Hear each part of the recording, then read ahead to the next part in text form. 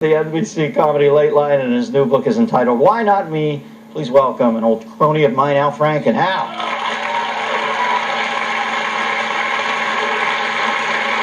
Albert. We're dressed similarly.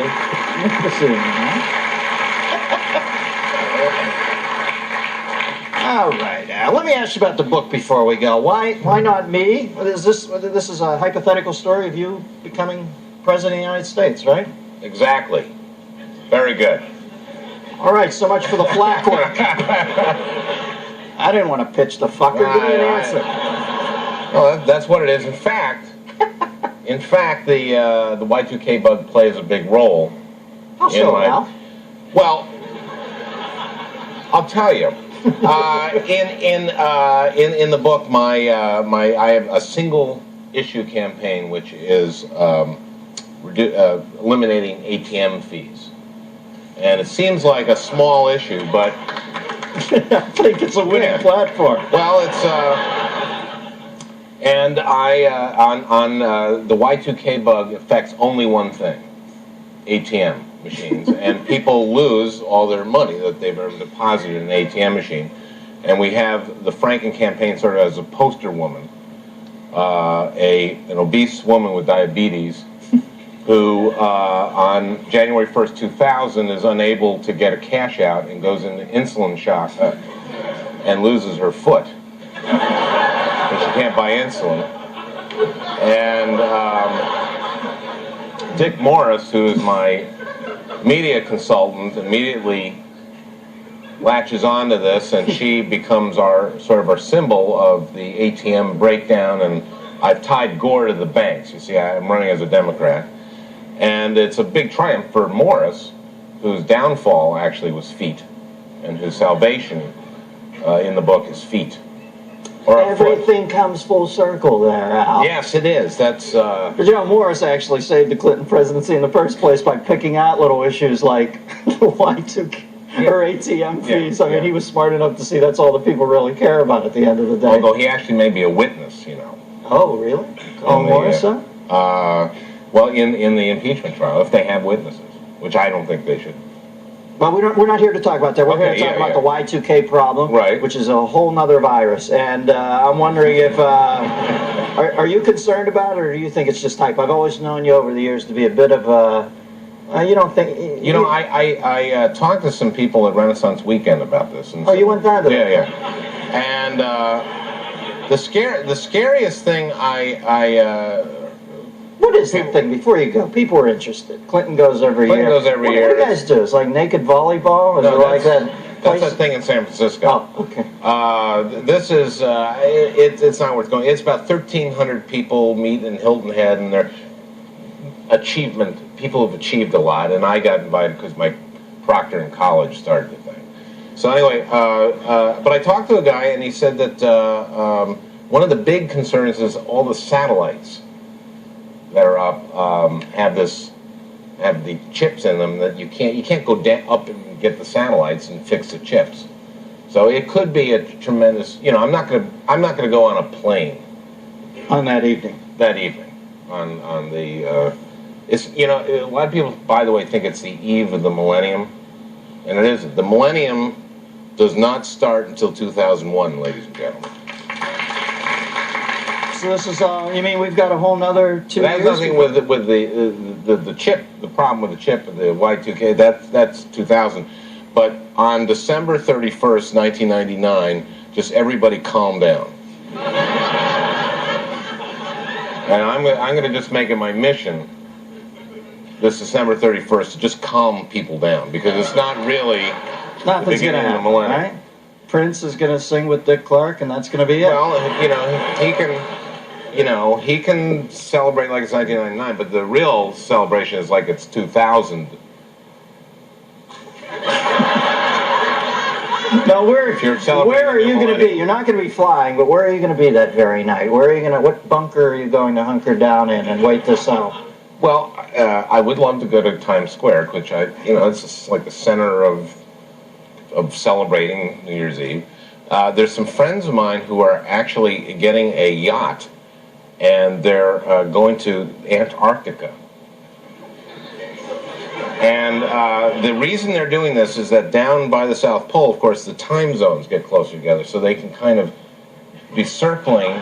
And also it'll be it's a pretty existential group of friends. Yeah. Well, and also it'll be daylight, so they can celebrate in the daylight. So I think I'll not do that one, but I wish the Grateful Dead were around. That's what I would really love to do. Yeah, but you've always been a big Deadhead. But Jerry died. Yeah.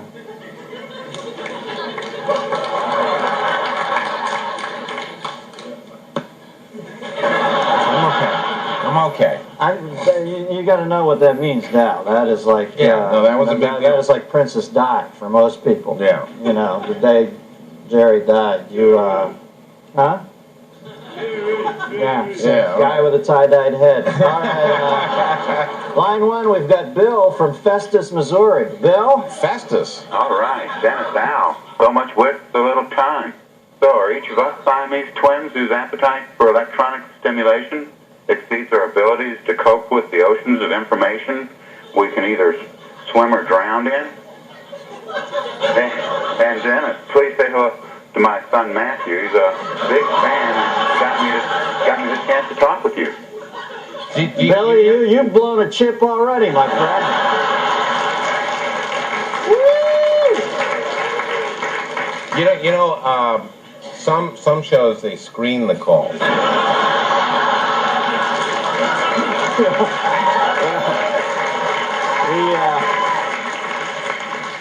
We use a tuna net. Line 7, we've got Carly from St. Charles, Missouri. Carly? Hello? Is St. Charles near Festus? Not If really. it is, I would encourage you to move. What's up, Carly? Tomorrow's my 21st birthday. Yeah. And I'm a manager at a fast food restaurant. Right. Okay, all my life I've depended on modern technology. I was wondering, whenever I compete with older management, will this hurt me?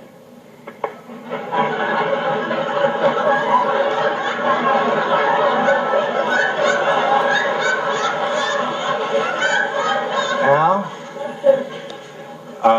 Carly, I think it might help you. Most young people, like yourself, are very familiar with technology, unless they're not bright. Well, the old timers, they can only do one shake at a time. Right. These kids today, I've seen them whip up 6 shakes at a time. Because of technology. It's freaky.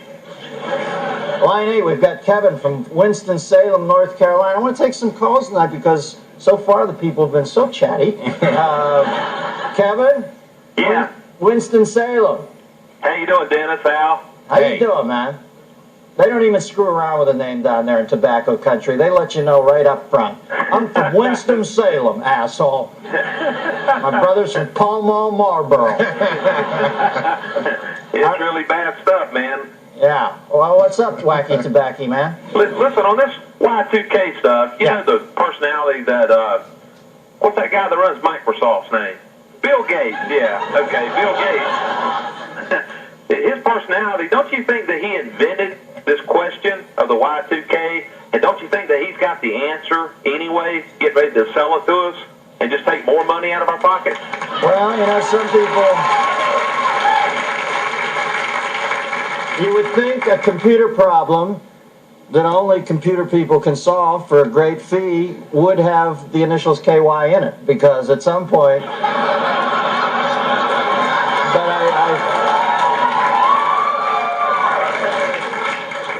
No, I don't think Gates is bad. Isn't it funny, Al, that in America where we're all encouraged to... There are no ceilings, you can go and make whatever you might want to make.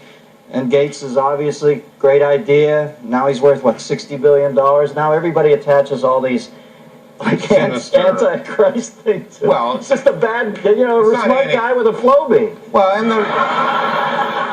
there may be no anti-Christ things, which I don't believe there's an anti-Christ, by the way. But I think there may be some antitrust problems. Wow. Huh? The You smoothest see that? segue. Antichrist, Antichrist. You think?